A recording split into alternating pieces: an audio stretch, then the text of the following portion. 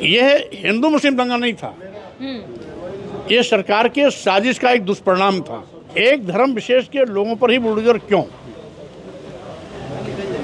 जबकि बहराइच की घटना में जो भी तोड़फोड़, हिंसा, आगजनी हुई है, वो भीड़ नारा लगा रही थी जय बजरंगबली जय श्री राम का। तो क्या जय बजरंगबली जय श्री राम का नारा आगजनी, हिंसा, तोड़फोड़, हिंदू मुस्लिम सौहार्द को खत्म करने का लाइसेंस है क्या? ऐसे लोगों पर कार्रवाई क्यों नहीं?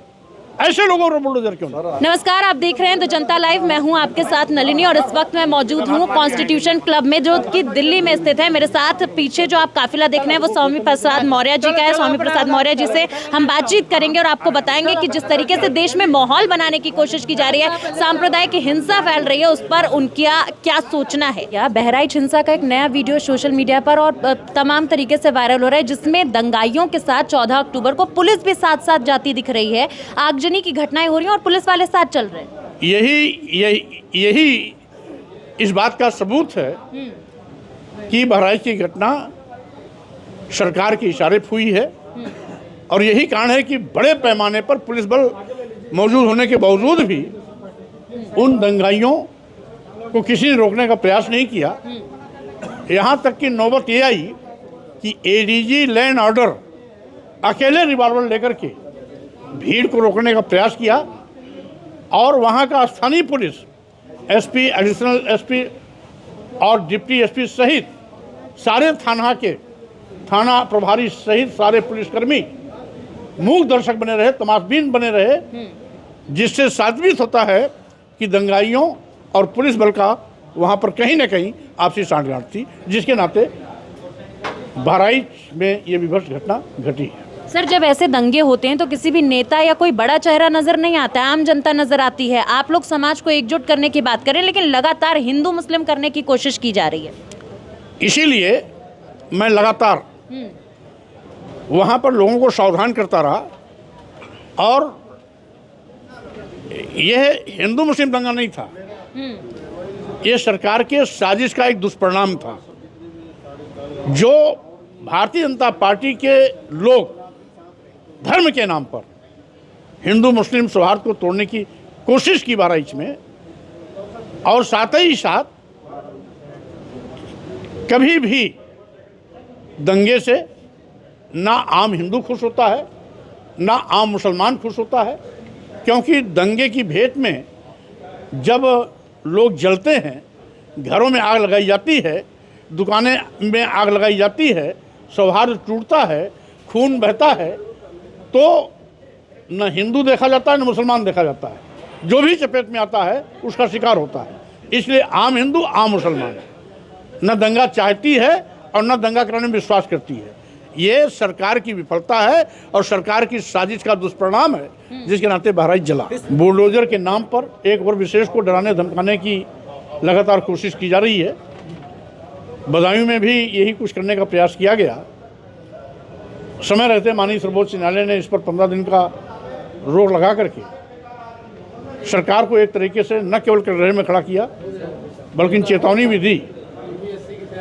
और वैसे भी न्यायपालिका का काम है अपराधी के अपराध के मानक पर सजा देना। सरकार का काम है कानून व्यवस्था संचालित करना, और साथ ही साथ प्रशासन चुस्त दुरुस्त करके पूरे प्रदेश में अमन चैन स्थापित करना। सर, जीरो टॉलरेंस क्या होता है? जीरो टॉलरेंस ये केवल मुहावरा बन गया है। जीरो टॉलरेंस का अर्थ न समझने वाले लोग इस प्रकार से अनाप शनाप बयानबाजी करके हवा में तीर चलाने के आदी हैं। हम समझते हैं उनको सद्बुद्धि है। और सबसे पहली चीज़ तो ये जान लें कि मुख्यमंत्री और प्रधानमंत्री एक जाति का नहीं होता, एक वर्ग का नहीं होता, एक धर्म का नहीं होता, बल्कि मुख्यमंत्री पूरे प्रदेश का होता है, प्रधानमंत्री पूरे देश का होता है। इसलिए अगर इस चश्मे से वो प्रदेश और देश को चलाएंगे, तब तो लॉ एंड ऑर्डर भी रहेगा, अमन चैन भी रहेगा, हिंदू मुस्लिम सौहार्द भी रहेगा।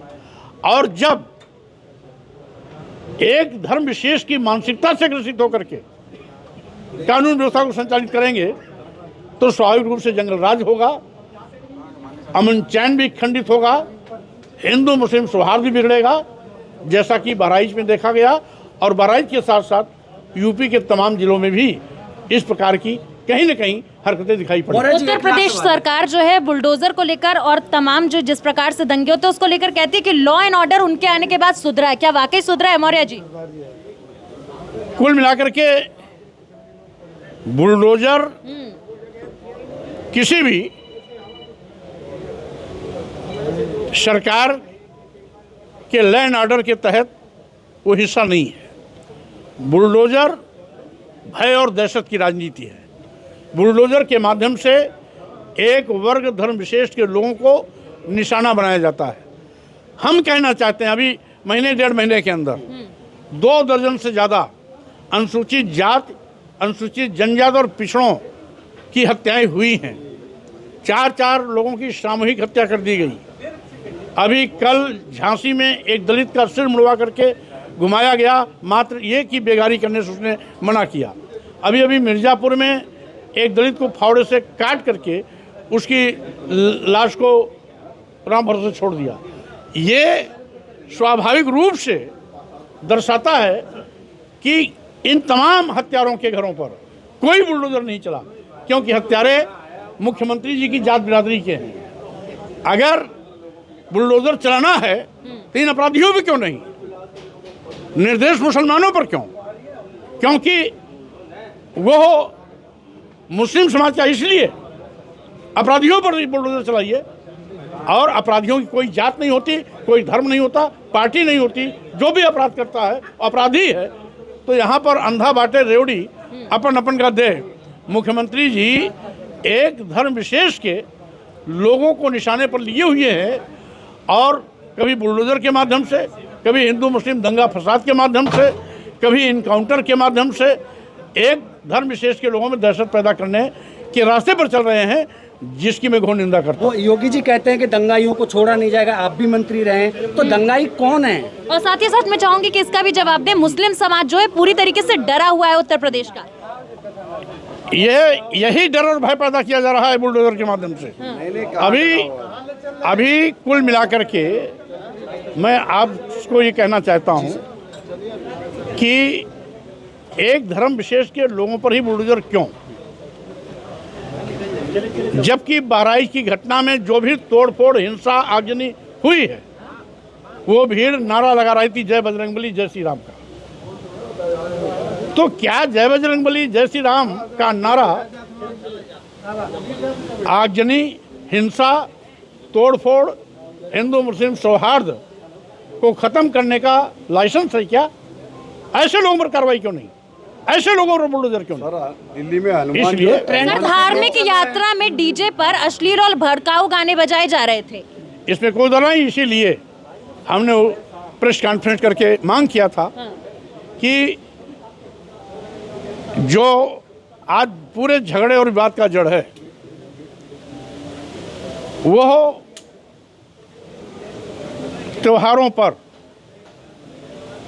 जो साउंड बजता है, जिसमें अभद्र शब्दों का प्रयोग किया जाता है, गालियां दी जाती हैं, अपमानजनक टिप्पणियां की जाती हैं और साथ ही साथ भद्दे भद्दे गाने गाए जाते हैं, इसके लिए उस पर रोक लगनी चाहिए। जिस पर गाना गाया जाता है और क्या नाम उसे कहते हैं, डीजे पर रोक लगाने की हम मांग पहले भी कर चुके हैं। क्योंकि अगर किसी अस्थाई कार्यक्रम में डीजे चलता है तो 1 मिनट के लिए मान लिया जाता है वो व्यवहारिक है, लेकिन डीजे को पूरे कस्बे में, पूरे शहर में, पूरी बस्ती में घुमाने के लिए छूट क्यों? अगर पूरी बस्ती में, कस्बे में छूट मिलेगी तो स्वाभाविक रूप से धार्मिक उन्माद पैदा करने वाले लोग अभद्र भाषा का प्रयोग करके हिंदू मुस्लिम सौहार्द को इसी प्रकार से चकनाचूर करते रहेंगे। देश की जनता को क्या संदेश देना चाहेंगे सर? हिंदू मुस्लिम सिख ईसाई सब आपस में भाई भाई, यह देश हम सबका है। इसलिए जाति धर्म से ऊपर उठकर संप्रभु राष्ट्र भारत की रक्षा के लिए, हिंदू मुस्लिम सौहार्द बनाए रखने के लिए, सामाजिक सद्भाव के लिए हम सबको एक राय होकर के राजनीति से ऊपर उठकर काम करने की आवश्यकता है।